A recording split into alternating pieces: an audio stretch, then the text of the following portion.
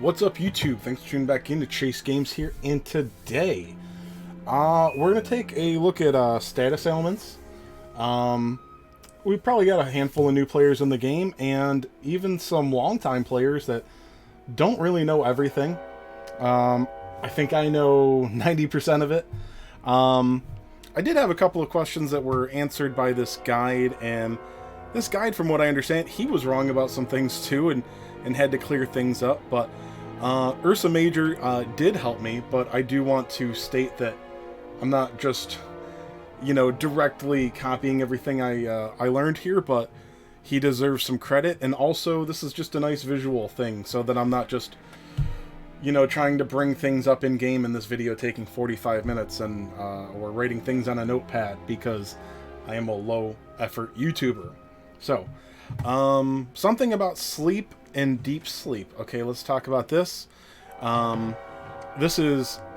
First of all, I want to make a disclaimer? That's not a disclaimer. I don't know.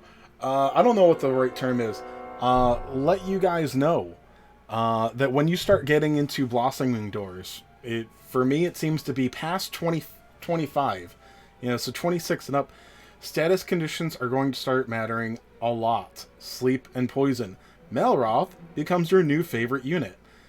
If you are a new player and you still have that beginner ticket, I now can say, no question, no doubt, use it on Malroth, okay? He is to Blossoming Doors what Seraphy is to PvE. So, anyway, sleep and deep sleep. Now, they don't seem to have the exact thing. That's one of the things I came here for. When a unit is asleep or in deep sleep, well, when they're asleep, they have about they only have a 20% chance to not wake up if you use a physical or martial attack. Keep in mind, breath and spells do not affect this at all. And they don't have a chance to wake up every turn. They wake up the third turn after you apply sleep. Unless you... Well, I'm going to go into that. So basically, when an enemy is sleeping, you don't want to... if you want them to stay asleep, you don't want to attack them with physical or martial. And also, you can refresh sleep essentially one time. You're not really refreshing it, you are turning it into deep sleep. Okay? Deep sleep does not add to the duration of sleep, it brings it back to 3. Okay? So if you sleep a unit on turn 1, okay, it will sleep for its next action, and then the action after that. Okay? If you apply sleep again after its first action, before its second, okay, that will be refreshed so that you can have 3 total turns without it sleeping. Okay? But if you were to... Now, this is assuming that you attack before the opponent. That's why I'm being a little specific in my wording here. You go first, opponent goes after. Okay? So, round 3. Okay? The sleep would be up that round. If you apply sleep before, okay, they will go into deep sleep, and that duration will go back to 3. So, what I'm getting at is you can have 4 turns of sleep / deep sleep if you do the sleep, if you have a round in between the application of sleep. That is not something you can fix necessarily with just the sleep status. If you sleep that unit on round 2, you can't refresh that duration again until they wake up. So yeah, I have no clue what the chances of them staying awake during an attack while they're in deep sleep. An 80% chance to wake the unit up during sleep sounds about right. But deep sleep must be different. I don't know. We don't know for sure. We don't have those numbers, and if they are out there, I don't know them. I'm assuming that deep sleep is harder to get them out of. It may just be a status keyword for having sleep reapplied. Now, when I said, once they're slept, you can't refresh that duration other than deep sleep. So if they're deep slept for 2 or 3 more turns, you can't refresh that. There is almost an exception for that. You can knock the unit out of sleep. Okay? So let's say you've got a unit that goes before and a unit that goes after the unit. Put it to sleep. Okay, good. You can put it to sleep for 1, 2, 3, 4 rounds. Okay. So let's say we're going like well, whatever. You applied normal sleep, and you want it to keep going. So you sleep it on round 1. You do nothing round 2. After the enemy acts on round 2, you can wake it up, okay? And then you can apply sleep again on round 3 before the enemy takes an action. There you go. Sleep is now reapplied. Round 5, you could apply sleep again. They're going to be down until round 7. I'm doing a poor job of explaining this, but if you have a unit that can wake them up... Now, remember, there is some small RNG to this, because there's a 20% chance that physical or martial attack won't wake them up. I do not know if each individual strike for a multi-hit attack has its own chance. That could be, if you need to go with a strategy like that it could be like a surefire thing. But for the most part, honestly, sleep and poison usually go together, especially, with Malroth. So you really only need to worry about applying sleep and then deep sleep, waiting around for the deep sleep application. And that one of the big reasons I mention this is if you're trying to sleep and poison multiple units, you might be hitting, if you're trying to get 2 units at once, you may have applied sleep to a unit 1 turn and not the second, and then you try it again on round 2, and you don't necessarily want to apply sleep to the first unit yet, and it might happen anyway. But let's go right to Envenomation, then I'm going to talk about another key feature for all debuffs, status conditions. Alright, Poison. Poison is extremely similar to Sleep, although it has nothing to do with their actions. It's just like Sleep in the duration aspect. Okay? Let's just talk about Poison, what Poison does. A Poison unit takes 10% of their HP as damage every turn for 5 turns. This is not exactly true. Okay? The debuff will last for 5 turns.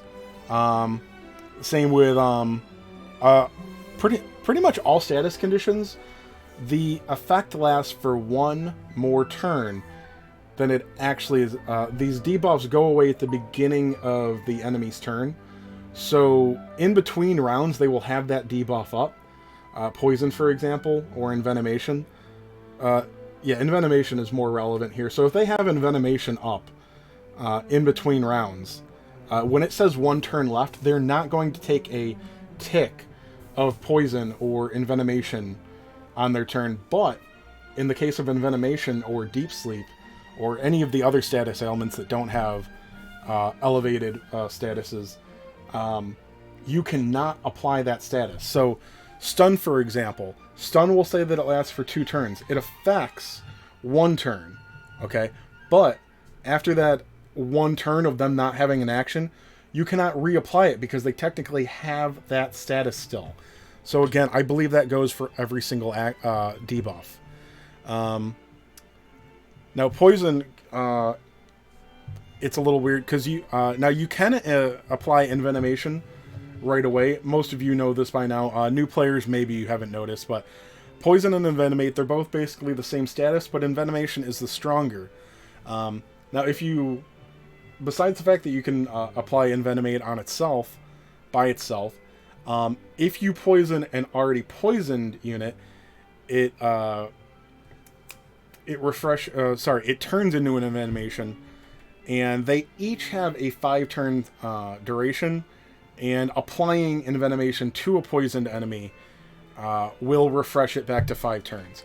So Poison is 10% of their max HP for 4 turns, okay? It lasts for 5, so again, well, Poison's a bit different, because you can apply Poison. Oops. Kicked my phone cord out. I need to charge. You can apply Poison again, so this is one of the few exceptions, or maybe the only, besides Sleep. Tongue-tied. But Envenomate will do 25% 4 times. So again, do not be confused. It says 5 turns when you put it on. And you're going to think, well, it's automatically dead because it's going to take 25% for 5 turns. First of all, in some strats, they can heal themselves. But this will, the 25% damage tick will round down. So basically, if they don't have, if their HP is not a multiple of 4, they will be left with 1 to 3 HP. Generally not an issue. But yeah, they can keep themselves, they can keep an HP or 2 or 3 if they have odd HP. But yeah, so I mean, if you apply poison first and then you apply Envenomate, well, that's 1 round of 10% and 4 rounds of 25, so you don't...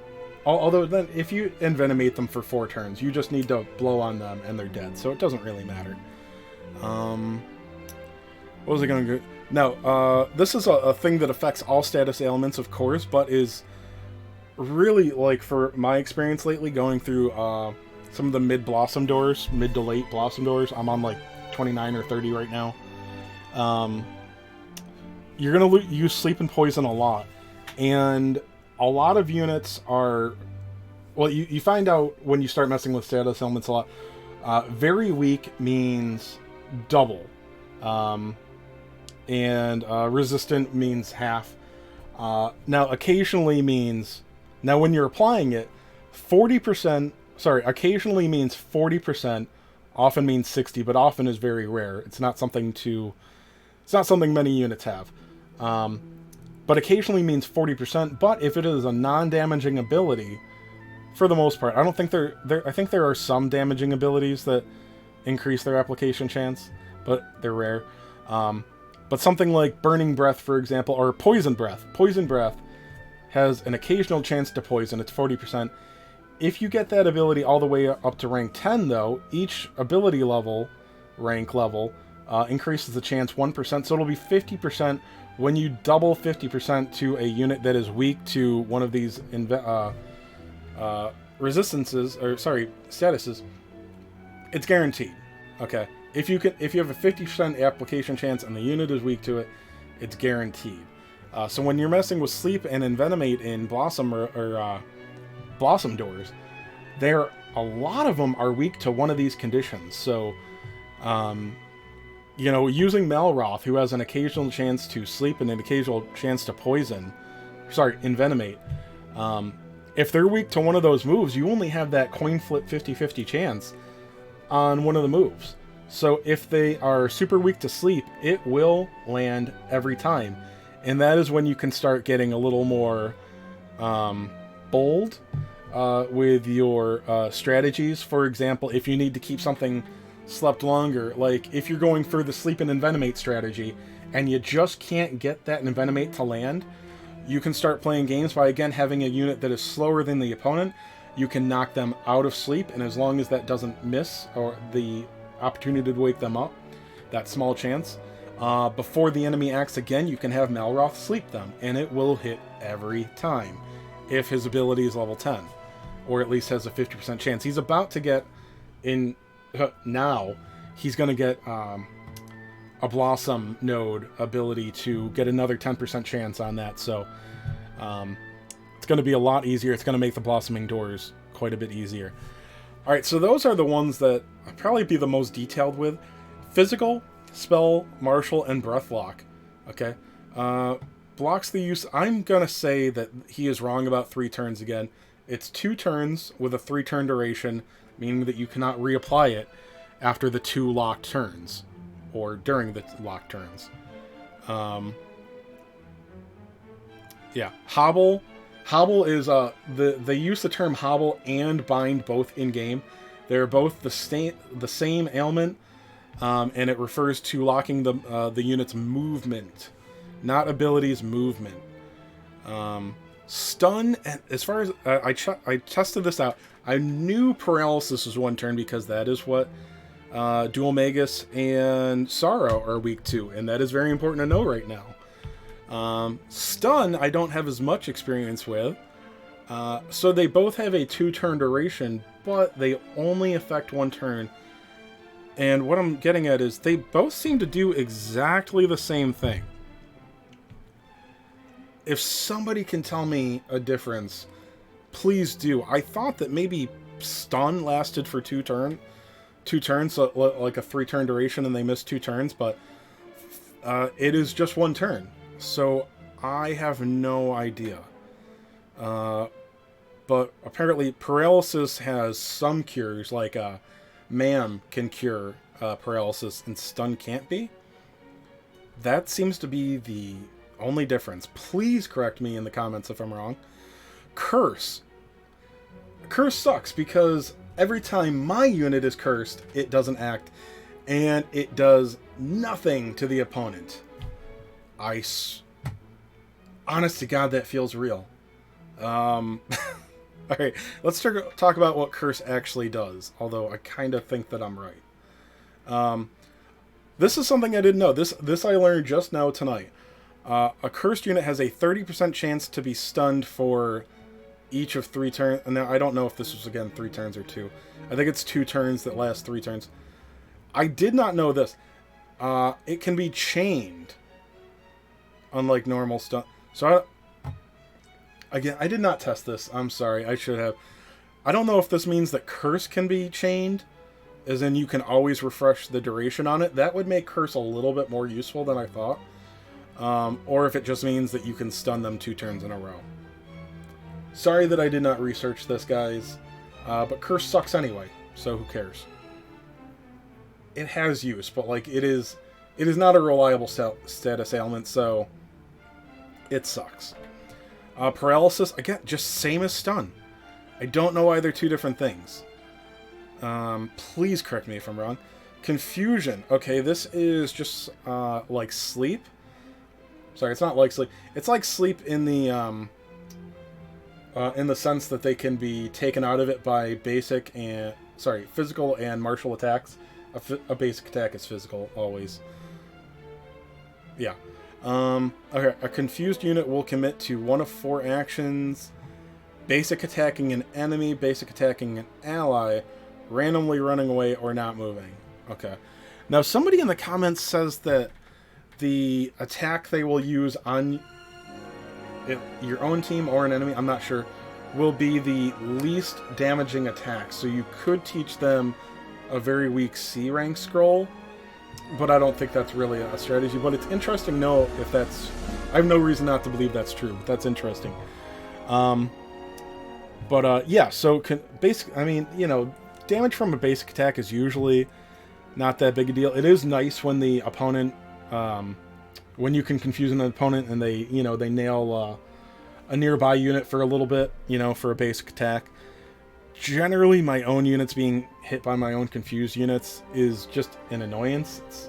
Yeah, they're losing the turn. That is the problem, not the 98 damage that they do with an auto attack. But yeah, confusion, it lasts, it affects them for 2 turns, lasts for 3. You cannot reapply confusion. And yeah, it's just the unit has no control under confusion. Charm. A charmed unit will attack an ally on the least HP... Oh. Maybe this is what I was thinking about. I think this works the same as the confusion basic attack, but I could be wrong. Maybe I got confused there. Anyway, a charmed unit is going to attack their allies. That's about it. I'm fairly certain this... I think it's a standard 3-turn duration, 2-turn effect. And it can be cured by being attacked. Again, I think that it is... this is, again, it's martial and physical, and I don't think it's automatic.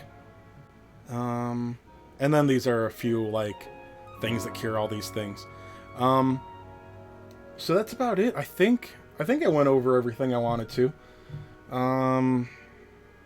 Yeah, if you have questions, please ask in the comments or join the Discord. If you're a newer player, we have a good handful of players in the Discord that don't mind answering some questions for you, and you might even be lucky enough to get the great Chase Games himself. Anywho, good luck, guys. I hope this helps somebody. And again, correct me in the comments if I'm wrong about anything. Later, guys.